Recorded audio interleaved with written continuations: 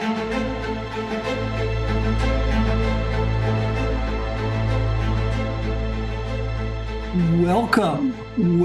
to the Earth Keeper Summit. Hi, I'm Adam Hall, and I'm excited to be here with you today. And a warm welcome to our guest, a great Earth Keeper of Mother Earth and the soul of humanity, Gary Zukav. Welcome, Gary. Thank you, Adam. It's a real joy to be here and to be with you again. Oh, absolutely. And for those of you that may not know much of Gary's work, Gary is a wisdom keeper, an earth keeper. He is quite gifted in sharing his heart and soul and has inspired millions. He is a teacher and an author of 4 consecutive New York Times bestsellers, including the timeless classic, The Seed of the Soul, and most recently, Universal Human. He is the founder of the Seed of the Soul Institute. I should say he's the co-founder of the Seed of the Soul Institute with his beloved Linda Francis. And Gary has been a frequent guest on the Oprah Winfrey Show. And for the last several decades, Gary has and continues to be dedicated to the transformation of human consciousness. He is a Harvard graduate with a degree in international studies, a former U.S. Special Forces Green Beret officer in Vietnam. Well, there's so much I could share about Gary, and I want to encourage each of you to visit his website, theseedofthesoul.com. and check out all that he and Linda have created over the years. Gary, in your most recent book, Universal Human, you shared many important ideas and spiritual truths about creating authentic power and the new consciousness. And what is authentic power? And what tools or experiences and processes should we adapt to create authentic power in our own personal lives? Authentic power is the ability in you to distinguish between love and fear and choose love, no matter what's going on inside of you.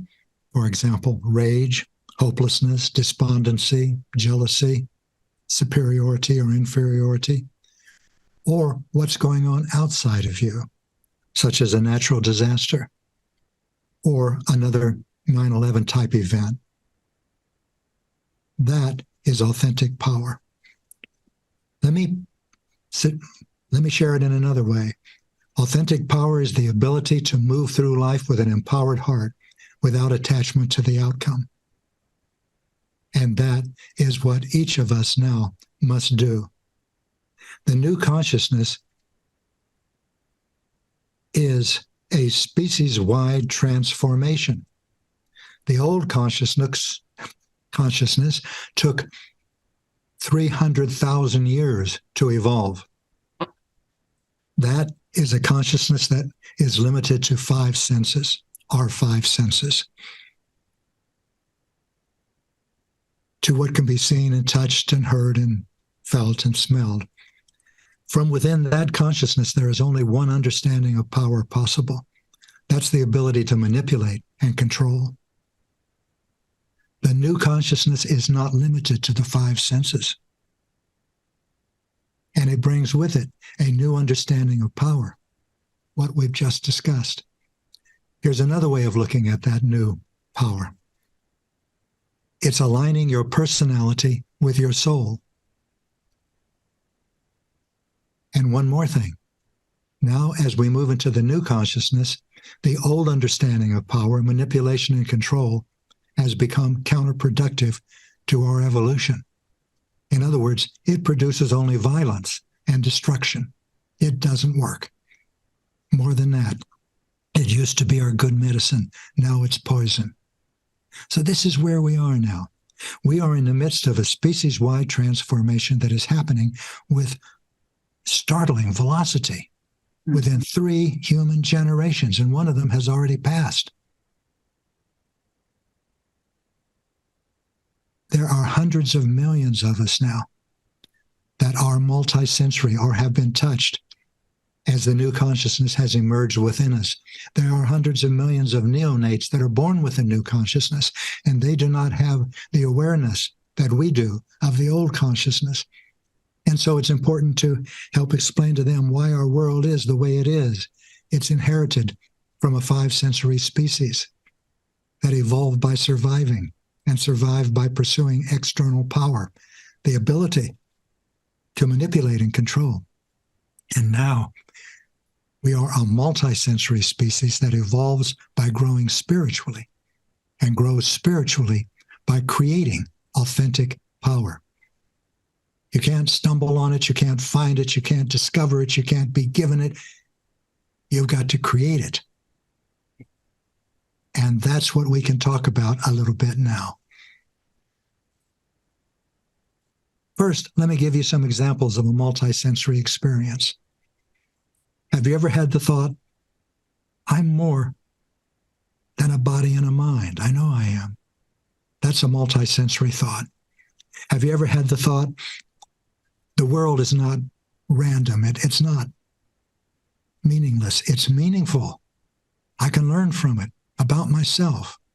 It's symbolic, perhaps. That's a multisensory thought. Have you ever had the thought that the universe is not vast, cold, void, merciless,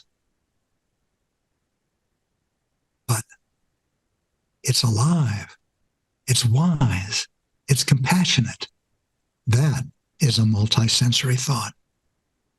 And these and countless multisensory thoughts are now, and experiences are now emerging in many, many people.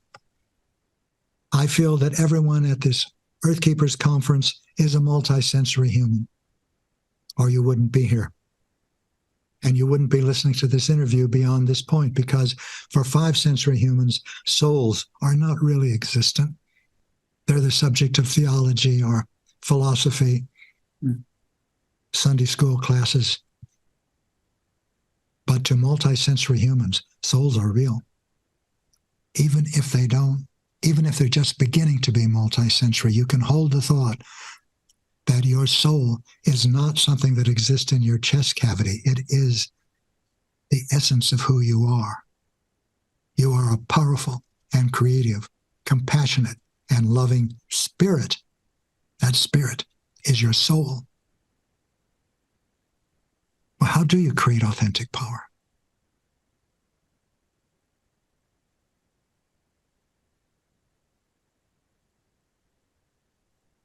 With your new perception, and even with the old perception, you can begin to entertain the idea that your personality is not a monolithic thing that is sometimes happy, sometimes sad, sometimes joyful, sometimes enraged.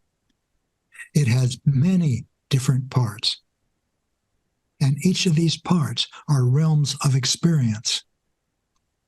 And we can take those parts of your personality and, for convenience, put them in understanding, put them in 2 categories. One category we can call fear. And everything in the basket of fear has 2 things in common. Number 1, it hurts. Number 2, if you act on it, it produces destructive, painful consequences for you. Here's some examples of fear: anger, jealousy, resentment, competitiveness, superiority and entitlement. I lived with that a long time.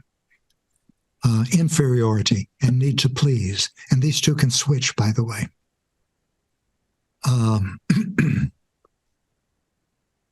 Depression, mania, needfulness.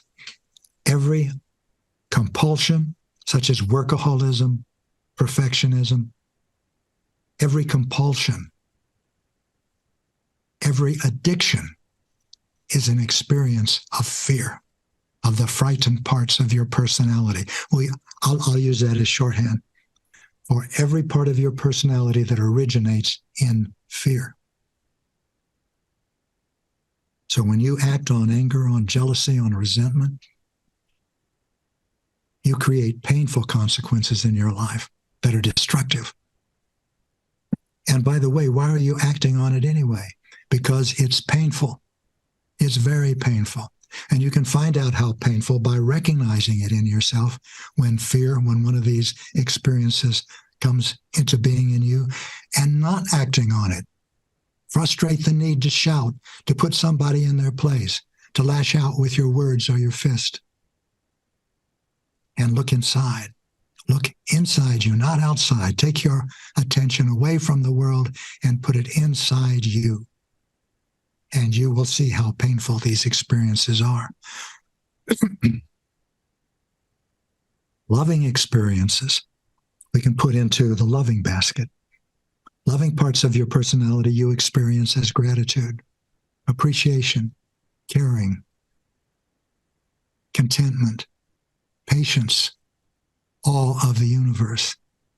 And they have also two things in common. They feel good. They feel wonderful. They produce physical sensations you want more of. And when you act on them, they create constructive, good feeling consequences. So creating authentic power requires your ability to distinguish between these two parts of your personality, types of parts of your personality, those that originate in fear and those that originate in love, as I've said. How do you do that? There are two tools that you need to develop. That's all, just two tools. And you'll appreciate them as you develop them. The first is emotional awareness. And the second is responsible choice. Emotional awareness doesn't mean saying to yourself, wow, I'm happy. Oh man, I'm sad. Or I feel grateful to you. Or you're a real unpleasant person. No, that's emotional illiteracy. Emotional awareness requires you to look inside yourself and to put your attention when you feel an emotional experience. Take anyone, let's start with the painful experiences of fear. Put your attention inside yourself and put them in your chest area and your throat area and your solar plexus area. And look for physical sensations such as throbbing, aching, stinging, stabbing, burning, contracting. Not for sensations like, that feels great. That's poetic. That has nothing to do with awareness. When you are in a frightened part of your personality, the physical sensations you will experience will be painful. Physical sensations. Then allow yourself to notice the thoughts this part of your personality is thinking, and they'll always be judgmental, critical. For example, oh, I can't do that. I'm not that good. Or she's so stupid. Or I'm so stupid. There'll be these kind of thoughts. And when you feel them fully. Never attempt to suppress or repress or deny an emotional experience. Not because it's a bad thing to do, but because you can't change yourself if you're not aware of what you're feeling. And while you're feeling these things and you're noticing the thoughts this part of your personality is thinking, put your attention into a loving part of your personality. The most loving part of your personality you can access in the moment. Think of a time when you felt loved, when you knew you were loved, or you were grateful, or you knew someone was grateful for you, not because of what you could do for them, but because of you. And then choose to act on that part of your personality instead of the frightened part. When you do that, you have just made a responsible choice. A responsible choice is a choice that creates consequences for which you are willing to assume responsibility. It's as simple as that. Learn to recognize fear in yourself. It's easy to do because it hurts a lot. Learn to recognize love in yourself. That's easy because it feels so good. And then choose love. Choose love. It's like a new age anthem. But how do you do it? This is how you do it. And doing it creates real power in your life. Because as you challenge that frightened part of your personality, you begin to move beyond the control of it. You don't embrace it, surrender to it, love it, enjoy it. You can't once you really experience it. It hurts. It hates. It contracts. It's stingy. It wants. It is extractive. It is exploitive. And it's not going to change. So don't think that you're changing yourself. You are moving, you are recognizing destructive parts of yourself and choosing to move beyond their control. And as you create authentic power, pardon me, again and again and again, you find that frightened part of your personality begins to lose its power over you. And eventually its control over you disintegrates. That's creating authentic power. It's a meditation. It's a lifelong heartfulness meditation. And the same thing is so. When you experience a loving emotion such as gratitude or contentment or appreciation or caring or awe of the universe, don't dismiss it as just one of those great feelings that came and went. Bookmark it, benchmark it. Remind yourself, this is an experience of a loving part of my personality. And this is an experience of my soul. Your soul and the loving parts of your personality are aligned. That is why creating authentic power is aligning your personality with your soul. That's not theory. That's not a thesis. It's an observation. It's an observation that you can make. And in fact, we're born to make. Because you cannot give the gifts you were born to give while you're in the control of a frightened part of your personality. And giving those gifts is where your fulfillment and meaning and purpose and joy come into your life. And there's no other way to do it. You don't have to take my word for it. You're experiencing that right now. And as you become more aware in your life, you'll see how much of it now, as you were unaware, is controlled by fear, by the frightened parts of your personality. And that's what you can and need to change on your evolutionary path. Our evolutionary journey now requires creating authentic power. It requires creating joy in your life. It requires loving. And the way to do that is to find in yourself all of the parts that prevent you from loving. Challenge them and move beyond their control. And as you challenge, find all the loving parts of your personality and cultivate them. And those two come together. For example, when I challenge my impatience, I'm cultivating my patience. And as you do this, your life changes. That's creating authentic power. It's entirely different. The world in which we are living, the world in which we are living was built by a 5 sensory species. And everything in it reflects external power, that which is now toxic and poisonous. So, as you awaken to the new consciousness, you awaken to yourself as a spiritual being.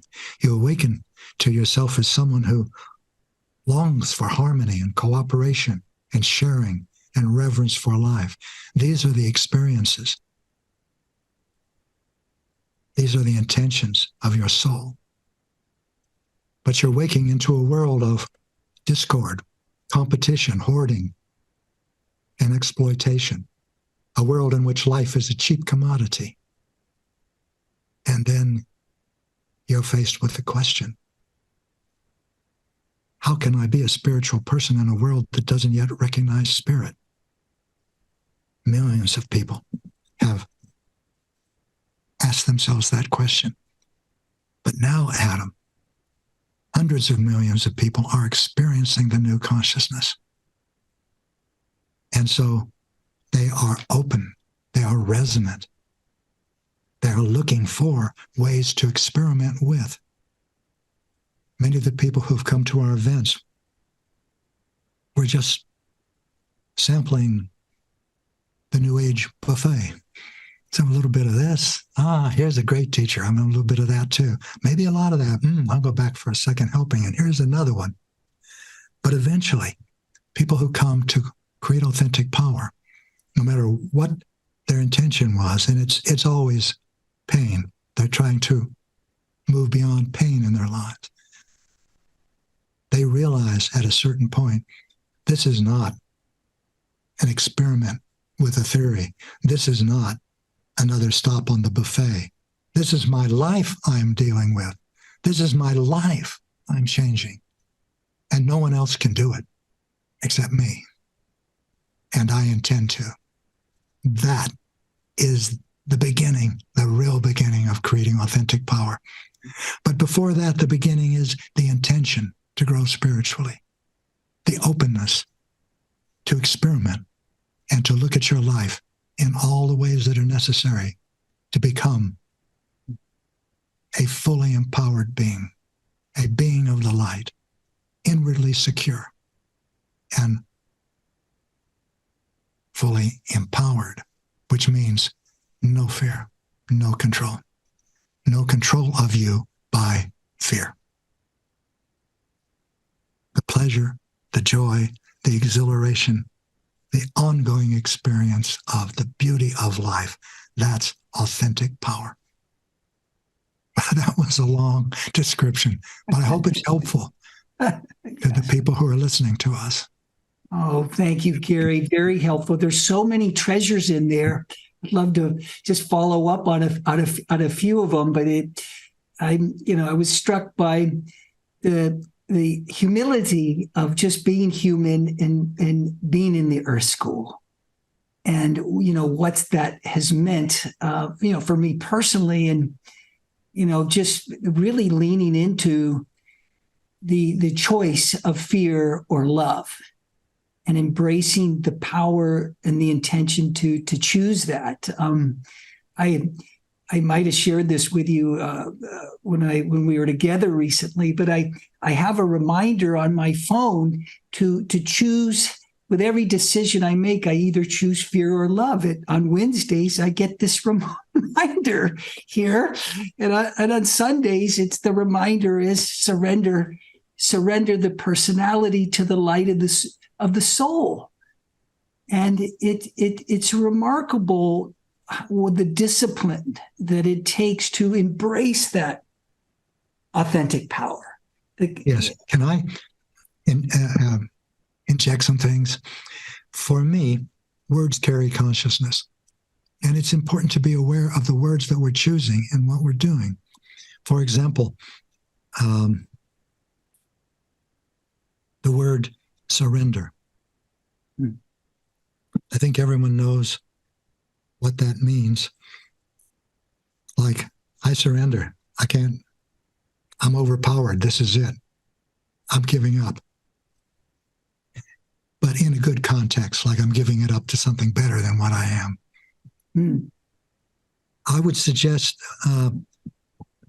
surrender as an active choice. And in fact, I'd suggest a different word, create, not surrender to the light of the soul. Choose to experience yourself. You can't experience a soul. You cannot.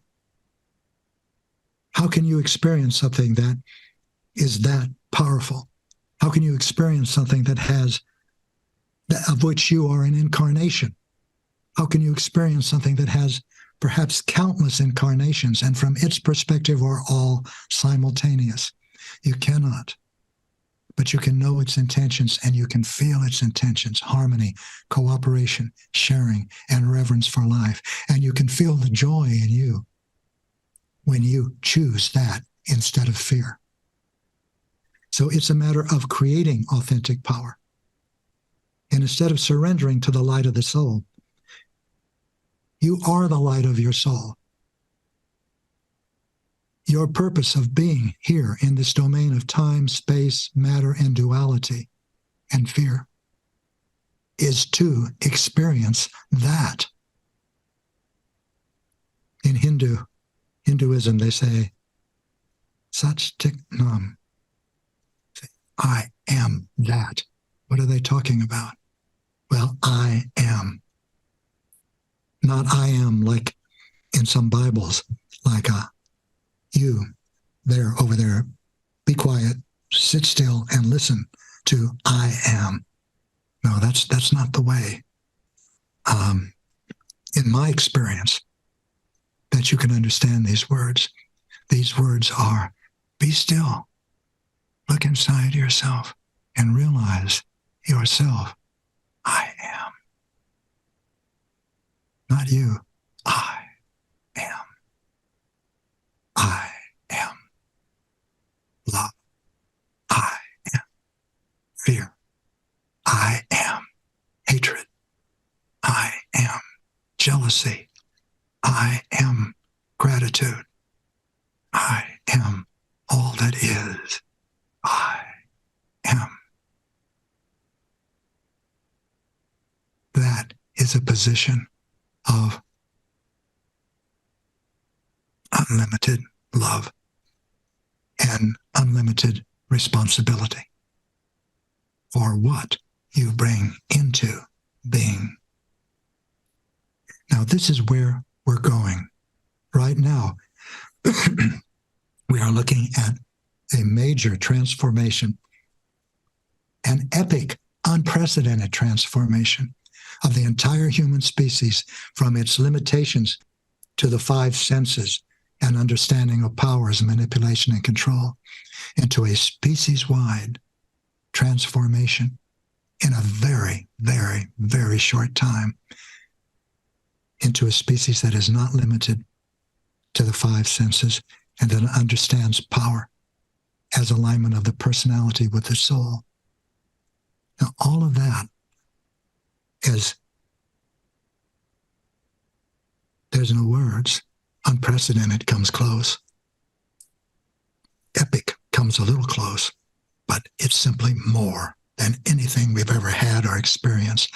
All of that is part of a path, and we are all on that path.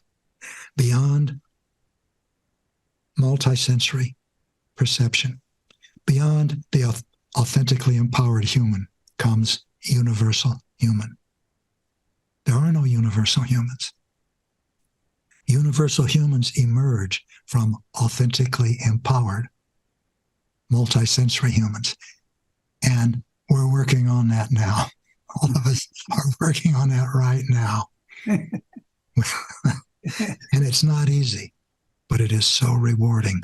It is so rewarding because it is the purpose of your being in the Earth School. It is the purpose of your life.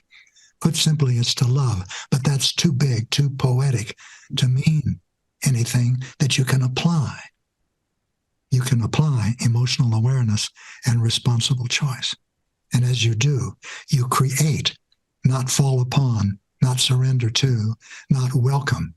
You create with your choices authentic power. Your choices of what? Your choices of intention. And intention is a quality of consciousness. Most people think that intention is a goal. I'm going to be a father.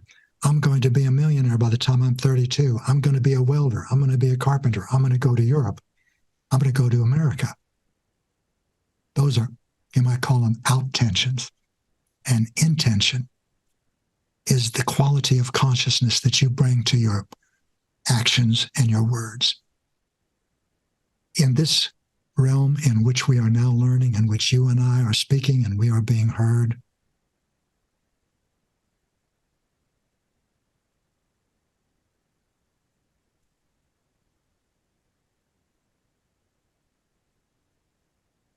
all that we say and all that we do is powerful. And when we choose, and in this realm, there are only two intentions. Let me put it this way: love and fear. The ones you're reminding yourself of with your phone. There aren't any other intentions. So everything that you do, everything that you say is motivated by, is expressing the energy of, is the embodiment of one of those two qualities of consciousness, love or fear. and you choose. If you do not choose consciously, if you're unaware of your intention, it comes from fear. And its consequences will be neither conscious nor constructive. But there will be learning in them. There is learning in every choice, in every consequence you create. You are never judged. You are judged by insecure humans, but you are not judged by the universe. You cannot make a wrong decision. You cannot make a bad decision. You are not punished for choosing fear or to act in fear. You are not rewarded for choosing love or to act in love. That's how powerful you are. Only you know what your intentions are, and no one else can set them, moment by moment by moment. Now we are approaching the heart of authentic power. As I was, perusing, just kind of round out our conversation today, I saw a quote from another beloved spiritual partner of yours, Maya Angelou, who shared this quote. She said, "When Zukov's ideas stop challenging you, you will laugh with the wonderful laughter of the discoverer who has found a new continent." Well said. Just really. No one can express herself better than Maya, and no one did. Indeed. Thank you, Adam. Thank you for honoring me with that. Yes, indeed. And life is, I forget who said the quote, but life is way too important to take seriously. And I got a real chuckle the other day when I saw this old cartoonist, this famous cartoonist, Dr. Seuss. Maybe some of you have heard of Dr. Seuss. And he said, "Look at me, look at me, look at me now. It is fun to have fun, but you have to know how." Indeed. And, Gary, life could be very serious. And what would you say? What would you say just in the final couple words here today? Maybe there's a cure for our terminal seriousness, that we can really embrace the joy of living. And what would you offer us to embrace this joy?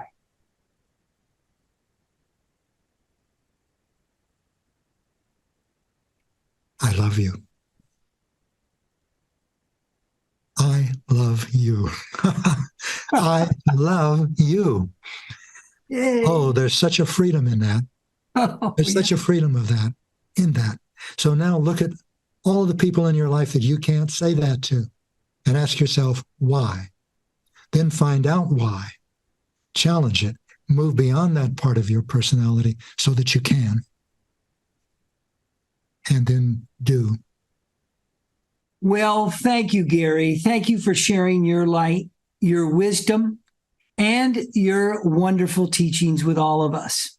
I look forward to continuing our conversation in part 2. And for all of you tuning in, may your authentic power be with you. May the multi-sensory nature of who we all are shine through so that we can navigate these times of great change with the new consciousness. Thank you again, and be well.